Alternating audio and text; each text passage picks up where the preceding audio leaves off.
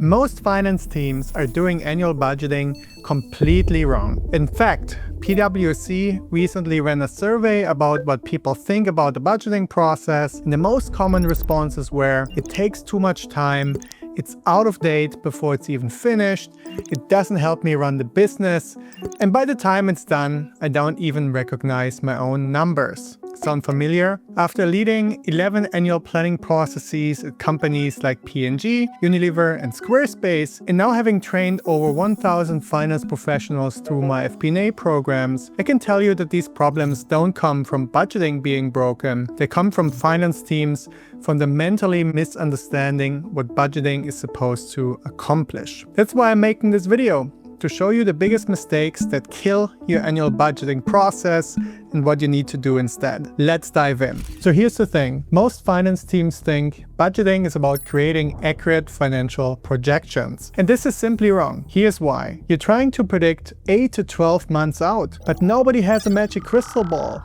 Full accuracy is literally impossible. But here's what budgeting should actually be about. It's about getting leaders out of their day-to-day firefighting mode. It's about having real conversations about which strategies work and which don't work. It's about how those strategies translates into tactics, action plans, and crucially, measurement. In a nutshell, it's about creating a commitment to stakeholders, not just about what you're going to achieve, but also how you as a company are going to do it. The budget isn't supposed to be accurate. It's supposed to be useful for decision making. Now that we understand this, I want to go over the biggest mistakes I see finance teams make when it comes to budgeting. But before I do, if you're looking to take your fp&a skills to the next level, make sure to click the first link in the description and get my top 10 most popular fp&a one-pagers that cover everything from forecasting frameworks to business partnering strategies. Let's get back to the video. Mistake number 1 is treating budgets and forecasts as if they were the same thing. This confusion is everywhere and it's costing companies big time. Your budget is a commitment. It shouldn't change. Your forecast, though, is a prediction. It should update constantly. When teams say the budget is wrong because we're not hitting our numbers, that's completely missing the point. The budget gives you a baseline to understand why you're off track. Those insights are where the real value comes from.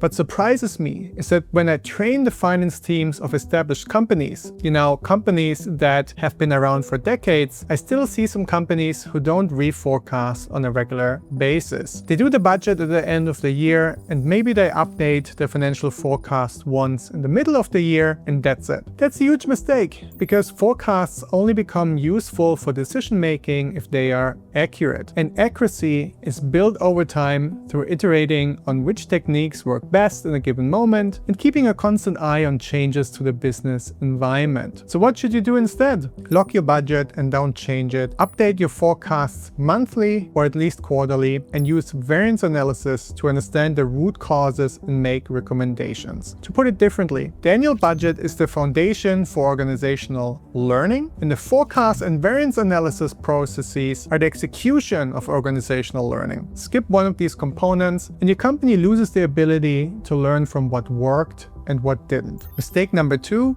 finance teams doing budgets in isolation. I see this disaster everywhere. Finance creates projections on their own in a spreadsheet and perhaps sends them to department heads asking, does this look right? The result are surface level assumptions that are entirely useless for decision making because there's not enough depth and business acumen behind them. Or there's the opposite mistake, just consolidating whatever departments send you. Now you've become a glorified Excel calculator, no real value, no challenging of assumptions. Here's what to do instead. Create detailed top-down projections yourself. The driver-based method is fantastic for doing top-down forecasting. That's where you take anticipated changes to business drivers and turn them into financial projections. Think hiring 3 additional salespeople will result in 200 qualified leads per quarter, which should translate to 800,000 in additional revenue. Or investing 200,000 in additional ad spend into brand recognition campaigns means that people remember us when they have a problem, resulting in a conversion rate increase of 10% or 350,000 in additional revenue. Driver-based forecasting is one of the most powerful techniques out there, which is why I teach it in depth in my on-site and online training programs. Then you ask departments to build bottom-up plans. These are a list of detailed plans, projects, new investments, and proposed changes to how the business operates. Then use the gap between the bottom-up and the top-down to have meaningful conversations. Now you may wonder, why should I do both?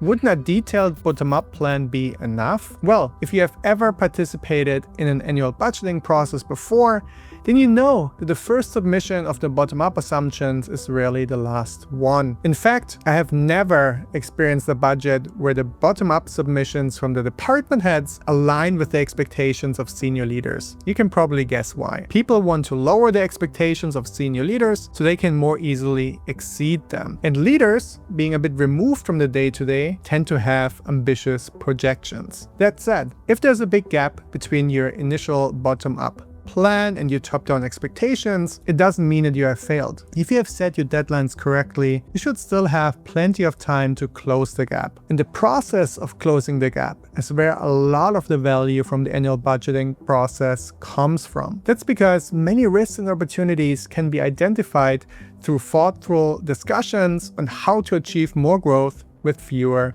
resources. Mistake number 3, the Excel trap. 90% of companies still run budgets in Excel or Google Sheets. This creates massive problems. Did I say before that the first draft of the budget is never the last one? You likely have version 1, 2, 3, 3.1, 3.2, final version 2, and finally final version 3 locked. In other words, if you don't figure out a way to keep track of all this, you end up in version control nightmares. Additionally, Excel-based budgeting results in manual consolidation that takes days. By the time you finish, your assumptions are already outdated. The result? You're stuck in spreadsheet hell instead of doing actual finance work that adds value, like challenging the assumptions, helping your cross-functional partners close the gap, and running scenarios. So how do you avoid these issues? By using proper budgeting software. It frees up time for analysis and business partnering. You have automatic version control. It lets everyone work on the same numbers without worrying about different versions. When I ask finance leaders why they aren't yet using an fp&a software for planning and reporting, they say it's because of the cost or the time required for implementation.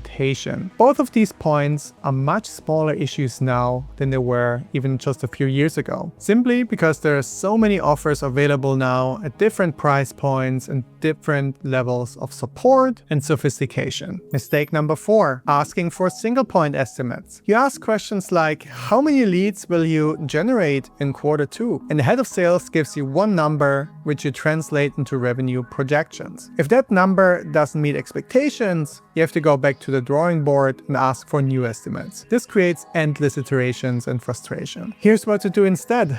Ask for ranges. For example, what's your best case and worst case for quarter 2 leads? Use conservative estimates for your initial budgets. If that doesn't meet targets, you can adjust to more aggressive scenarios without having to ask leaders to submit new estimates. In addition to saving you a lot of time, it enables you to provide your board and senior leaders with clear messaging on how much risk is built into the budget. Mistake number 5.